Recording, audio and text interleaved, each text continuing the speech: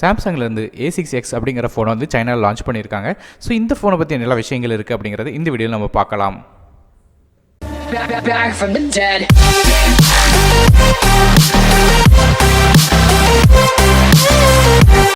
சைனாவில் சாம்சங்கோட A9s மற்றும் A6s அப்படிங்கிற ரெண்டு ஃபோன் வந்து லான்ச் பண்ணியிருக்காங்க. இதில் வந்து சாம்சங் கேலக்ஸி A9 அப்படிங்கிற ஃபோனை பற்றி கொஞ்சம் நாளைக்கு முன்னாடி நம்ம வீடியோ போட்டிருந்தோம். அதுதான் அந்த A9s. ஸோ அதனால் இந்த வீடியோவில் வந்து A6s மட்டும் பார்க்கலாம். ஸோ இந்த சாம்சங் கேலக்ஸி A6xல என்னெல்லாம் இருக்குன்னு பார்க்கும்போது முதல்ல இந்த ஃபோனுக்கு டிஸ்பிளேலேருந்து ஆரம்பிக்கலாம். ஸோ இந்த ஃபோனில் 6 inch சூப்பர் AMOLED டிஸ்பிளே கொடுத்துருக்காங்க. இதோட ரெசல்யூஷன் பொறுத்து 1080 x 2160 பிக்சல்ஸ். இது ஒரு 18:9 ஆஸ்பெக்ட் ரேஷியோவில் வர டிஸ்பிளே. பிபி டென்சிட்டி பொறுத்து 402 pp இருக்குது.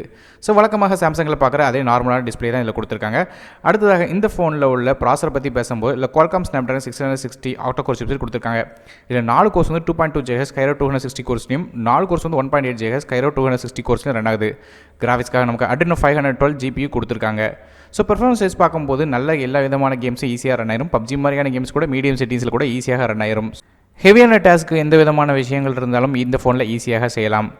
ரேம் அண்ட் இன்டர்னல் ஸ்டோரேஜ் பொறுத்தவரையும் இந்த ஃபோன் ரெண்டு டிஃப்ரெண்ட்டான கான்ஃபிகரேஷனில் வருது. ஒன்று 6GB RAM வித் 64GB ஸ்டோரேஜோடும், இன்னொரு 6GB RAM வித் 120GB ஸ்டோரேஜோடும் வருது. மைக்ரோ SD கார்டு சப்போர்ட் இருக்குது. அப் டு 512GB வரையும் எக்ஸ்டர்னல் பண்ணிக்கலாம். ஆனால் ஒரு ஹைப்ரிட் சிம் செட்டாக வர காரணத்தினால 2 சிம் கார்டு அப்படி இல்லைனா ஒரு சிம் கார்டு ஒரு micro SD card at time use பண்ண முடியும். அடுத்ததாக இந்த ஃபோனில் உள்ள ரியர் ஃபேசிங் கேமரா பற்றி பார்க்கும்போது ரியர் ஃபேசிங் நமக்கு டுவல் கேமரா கொடுத்துருக்காங்க. 12 மெகாபிக்சல் கேமரா இருக்குது. இதில் face detection auto focus support இருக்குது. ரெண்டாவது கேமரா வந்து ஒரு 2 மெகாபிக்சல் கேமரா டெப்த் சென்சராக கொடுத்துருக்காங்க. ஸோ பொக்கே மோட் மாதிரியான எல்லா விதமான ஷார்ட்ஸும் இந்த ஃபோனால் எடுக்க முடியும். LED ஃப்ளாஷ் சப்போர்ட் இருக்குது. வீடியோ ரெக்கார்டிங்கை பொறுத்தவரை 4K ரெசல்யூஷனில் வீடியோ 30 frames/s வரையும் எடுத்துக்கலாம். அதுமாதிரி இந்த ஃபோனில் உள்ள செல்ஃபி கேமரா பற்றி பேசும்போது ஃப்ரண்ட் ஃபேசிங்கில் 12 மெகாபிக்சல் கேமரா கொடுத்துருக்காங்க. அடுத்ததாக இந்த ஃபோனில் பேட்டரி பற்றி பேசும்போது 3300 mAh பேட்டரி கொடுத்துருக்காங்க. ஃபாஸ்ட் சார்ஜிங்கான இன்னொரு சப்போர்ட்டும் சொல்லாத காரணம் தான் கண்டிப்பாக 2 மணி நேரத்துக்கு மேலே சார்ஜ் ஆகும் சொல்லி எதிர்பார்க்கப்படுது. ஆனால் இந்த ஃபோனில் உள்ள USB வெர்ஷனை பொறுத்தவரையும் Type C 2.0 ரிவர்சிபிள் கனெக்டர் கொடுத்துருக்காங்க. ப்ளூடூத் வெர்ஷன் 5.0 இருக்குது. NFC சப்போர்ட் கிடையாது. 3.5mm ஹெட்ஃபோன் ஜாக் இந்த ஃபோனில் இருக்குது. மற்றபடி ஃபிங்கர் பிரிண்ட் ஸ்கேனர் இந்த ஃபோனோட பேக் சைடில் கொடுத்துருக்காங்க. அடுத்ததாக இந்த ஃபோனோட OS பற்றி பேசும்போது இதில் Android Oreo 8.0 ரன் ஆகுது.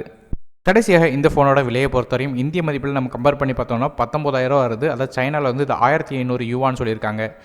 ஸோ இந்த ஃபோன் இந்தியாவில் லான்ச் ஆகும்போது சாம்சங் கேலக்ஸி A6 அப்படிங்கிற பேரில் தான் லான்ச் ஆகும் எதிர்பார்க்கப்படுது. அப்படி லான்ச் ஆகிற பட்சத்தில் வேறு ஏதாவது ஸ்பெசிஃபிகேஷனில் ஏதாவது மாற்றங்கள் இருந்தாலும் நான் வந்து சோஷியல் மீடியாவில் மென்ஷன் பண்ணுறேன்.